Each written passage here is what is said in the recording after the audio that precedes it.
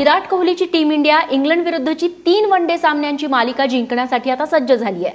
भारत आणि England संघांमधल्या 3 one day सामन्यांच्या मालिकेतली दुसरी वनडे आज कटकमध्ये खेळवण्यात येणार आहे। कटकच्या बारबती या स्टेडियमवरती अवघ्या अर्ध्या तासात या सामन्याला सुरुवात होईल। भारताने पुण्यातल्या पहिल्या वनडेमध्ये इंग्लंडवरती 3 विकेट्स राखून दणदणीत विजय साजरा केला होता। त्यामुळे कटकची वनडे जिंकून मालिका खिशात घालण्याचा टीम इंडियाचा प्रयत्न राहील। कटकच्या दुसऱ्या वनडे सामन्यामध्ये भारतीय क्रिकेट रसिकांच्या नजरा प्रामुख्याने विराट कोहली आणि केदार जाधवच्या कामगिरीकडे असतील। पुण्याच्या पहिल्या वनडेमध्ये विराट कोहली आणि केदार जाधव या दोघांनीही खणखणीत शतकं ठोकली होती आणि भारताला विजय मिळवून दिला होता। तेव्हा पुढच्या अर्ध्या तासामध्ये या सामन्याला सुरुवात होणार आहे। दुसरा वनडे सामना आहे, पहिला सामना जिंकलेला आहे आणि त्यामुळे ही मालिका खिशात घालण्याची संधी विराट सेनेकडे आज आहे।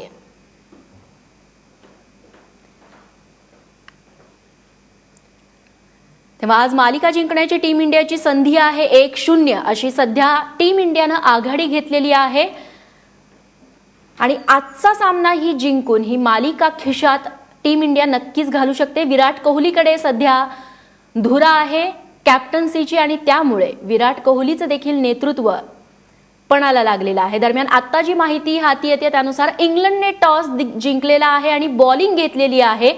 संजगिरी सर, द्वारकानाथ संजगिरी क्रिकेट समीक्षक आता आपल्यासोबत आहेत। संजगिरी सर, मागचा विजय, आत्ताचा कॉन्फिडन्स सगळं एकंदर सूत जुळून आल्याचं बघायला मिळतंय आणि हे सूर मला वाटतं ह्या अख्ख्या मालिकेमध्ये जुळून आलेले आहेत। म्हणजे याच्या आधीची न्यूझीलंड विरुद्धची मालिका कसोटी आणि वनडे आणि त्याच्यानंतर इंग्लंड विरुद्धची कसोटी मालिका आणि वनडे, ह्याच्यामध्ये कसं दिसतंय की अक्षरशः विराट कोहलीने अश्वमेधाचा घोडा सोडलेला आहे आणि तो घोडा अडवण्याची ताकद मला असं वाटत नाही ना न्यूझीलंडमध्ये होती ना इंग्लंडमध्ये होती।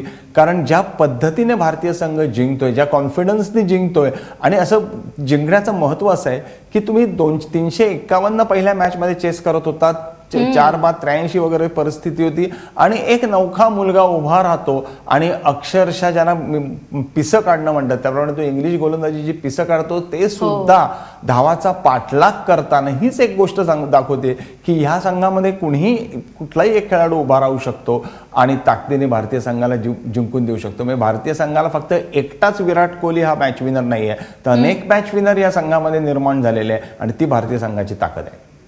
निश्चित, तुम्ही आता केदारचा उल्लेख केलेला होता, त्याची कामगिरी आजच्या सामन्यामध्ये कोहलीचं नेतृत्व, केदारची कामगिरी की या सगळ्यांकडे देखील लक्ष असणार आहे।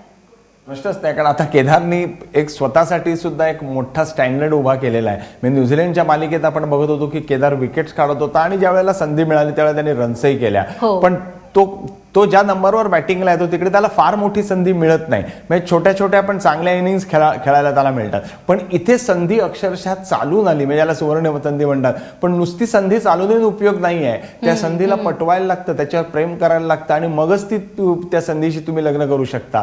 तर अक्षरशः त्या संधीशी लग्न केलं असं आपण केदारने म्हणायला पाहिजे की जी मॅच हातातून गेलेली वाटत होती ती मॅच केदारने काढून दिली। म्हणजे कोहलीचं शतकही महत्वाचं आहे, पण कोहली गेल्यानंतर सुद्धा या पद्धतीने त्यांनी बॅटिंग केली आणि आपल्याला 351चा जो पाठलाग केला तो अद्वितीय होता। म्हणजे भारतीय क्रिकेटच्या इतिहासातले एक उत्कृष्ट खेळी म्हणायला पाहिजे आणि म्हणूनच लक्ष दोघांकडे राहणार, पण इतरही खेळाडू आहेत की ज्यांनाही वाटेल की त्यांचा आदर्श घ्यावा आणि आपण आपला स्टँडर्ड सुद्धा जो बार आहे तो वरती रेज करावा। नक्कीच, आणि अशाच पद्धतीने टीम इंडिया खेळेल अशी अपेक्षा करूया। संजगिरी सर, धन्यवाद।